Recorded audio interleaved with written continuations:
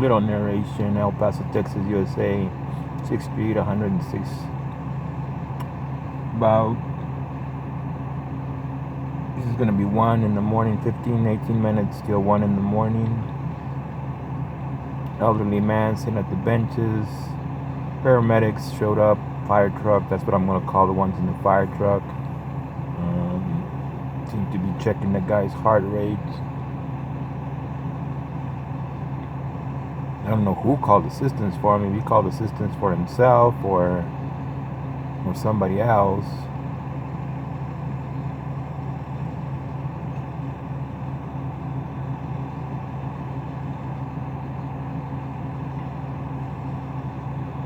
From where I can see, it's a dark spot now. It's enough light. I don't know where the light went, but from what I can see, the man doesn't seem to be grimacing or, showing any signs of pain.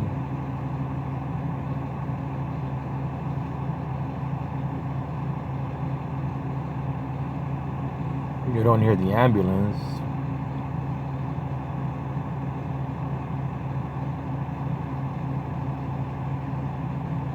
There's 3 of them. One of them seems to be checking his heart, blood pressure. So if you're looking at the screen, it'll be the one to the right. The other ones seem to be occupied with electronic devices.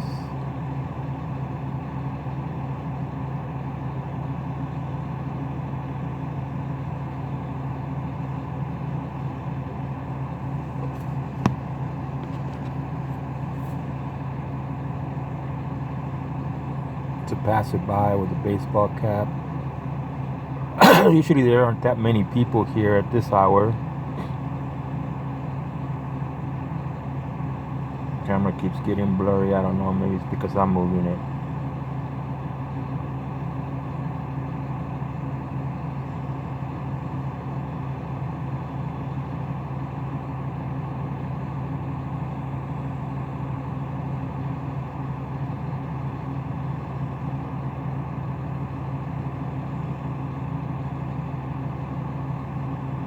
To be able to powwow, who knows what the conversation is between the paramedics. The man doesn't seem to be grimacing. Paramedics don't seem to be showing any signs of urgency.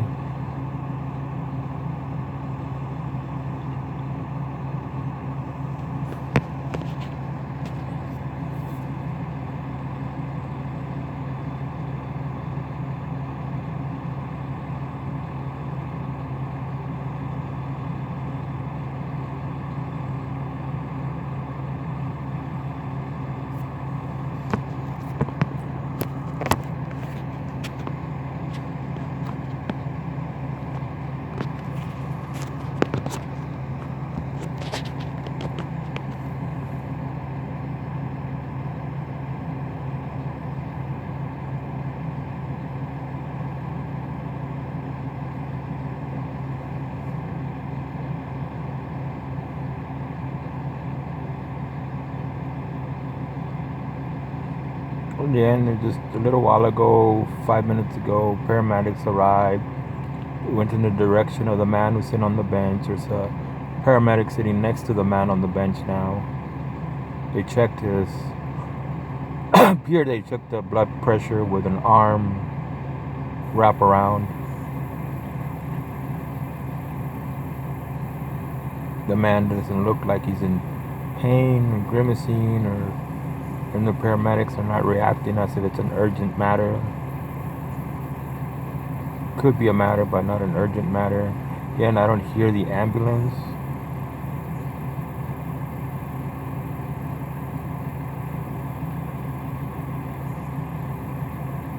This is happening in the city of El Paso, Texas. USA is the country, United States of America. At 600, best address is 600 6th Street, 106th Street. Little rock wall, it's federal behind it, the federal checkpoint between Mexico and the United States.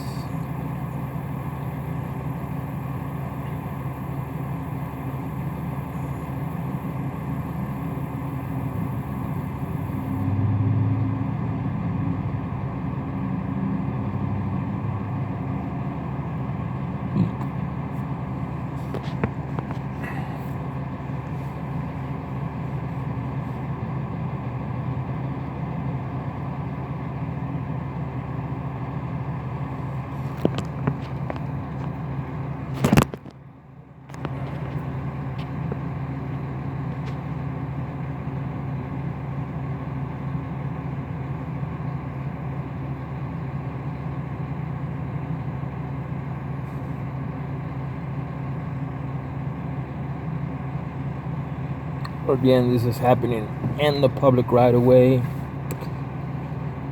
I'm recording to document the level of care for the individual. I've always had a policy that don't record people need medical help. They're going through enough. They don't need some wacko with a camera recording them. But then I saw something that concerned me, and I said, okay, but the police department in El Paso, Texas has problems, and now it appears that the emergency medical services have problems. So I guess now I record just to make sure that the individual is provided with adequate care, because what I saw that day was them dragging a person, well, picking them up, I guess, up from the floor, putting them on a bench. Strangest thing to me, I've never seen that. And then they were not all that concerned, as far as, from what I could tell, as far as doing a fair assessment to see if the individual's life was in danger. They call it triage in the hospitals, in the medical world, is what they call it. When you show up and you check blood pressure and heart rate and responsiveness, any saliva in the mouth or fluids around the patient. Now I hear an ambulance, a siren. I'm gonna say that's the ambulance coming down here.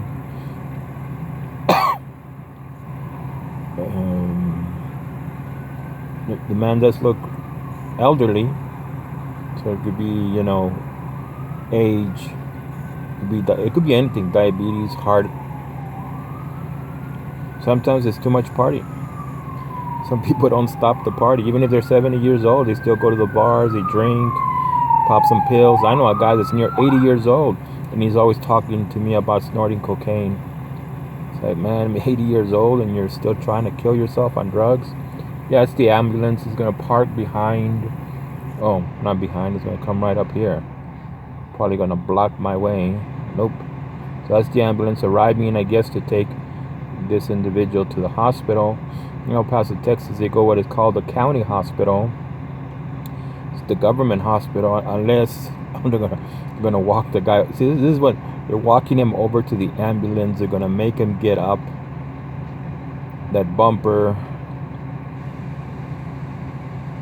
I know most of you know what the back of an ambulance looks like. Don't have to point the camera in that direction. I'm not gonna directly point it at the person in need of medical assistance. So instead of taking the bed to the man, they made the man walk over to to me, that's just poor care. That really is just poor care. If he's struggling, have health issues, he shouldn't be forced to struggle.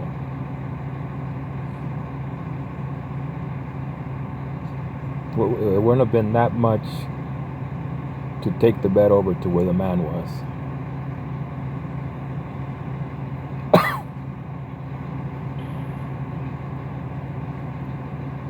I think one of actually two of them that are here today are maybe the group, or maybe the three of them that were here that night that I saw something that concerned me. And I recorded and I put it on YouTube. It's sad that we're coming to a point in place where everybody has decided to sign off on decency and positive spirituality and humanity and just totally disregard people. I don't know the man. I don't know the patient. Let's call him the patient. I don't know his life story, but he's a human being. He has value. His life should be, there should be the same level of, quality care for this man as anybody else, as the richest person in El Paso to the poorest person in El Paso. Now he does seem to be struggling. He was explaining something to them.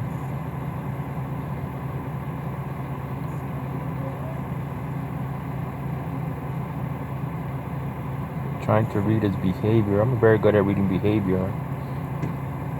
So bringing the stuff over, his jacket, blocking the face, so now I can't tell whether the individual is upset or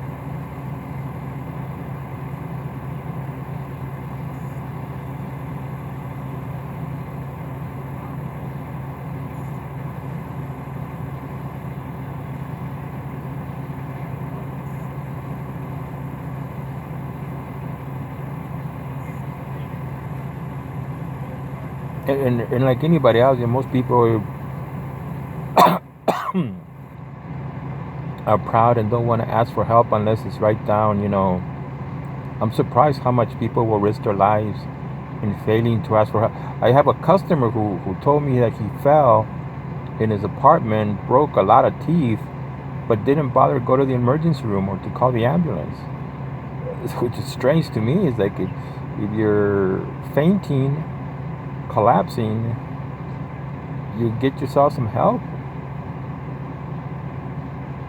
And he's one of those people, educated man, who should know better. He should know better. So they put him in the back of the ambulance.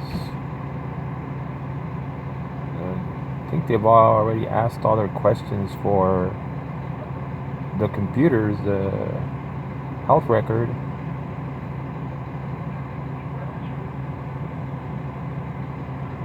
That was supposed to be integrated. They put it into the computer, the ambulance driver should have it. Again, I'm not going to point the camera directly at the patient. The patient's in the back of the ambulance. There's just one of them is at a door. The other one's standing on the bumper at the door, probably answering questions.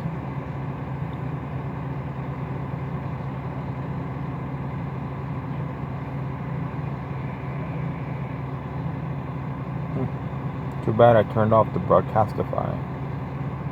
Listen to the scanner.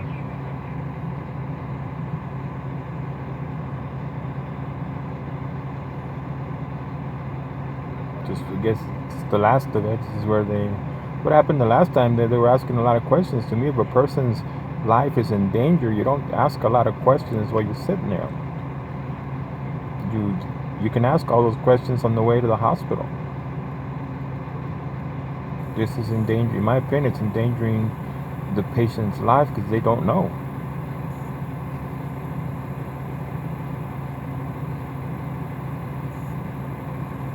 The person who will make the final assessment will be a doctor. They're just paramedics. They have substantial amount of medical training, but they're not permitted to, make major decisions on the conditions of patients. And in the United States, you cannot be denied emergency health care, insured or not insured.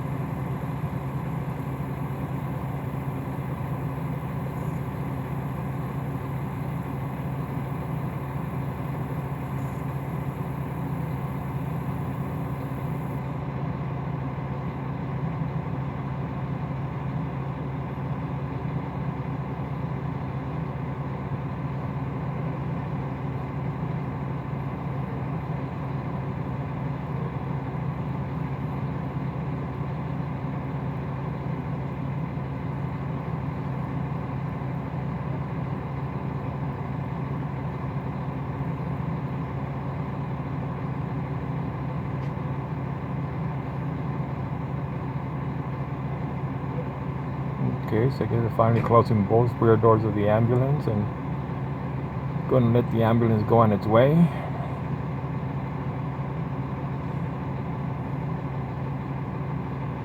I don't see any R-4s on the ambulance.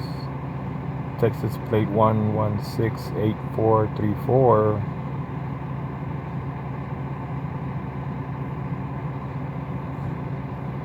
These are the emergency medical service in El Paso, red and white.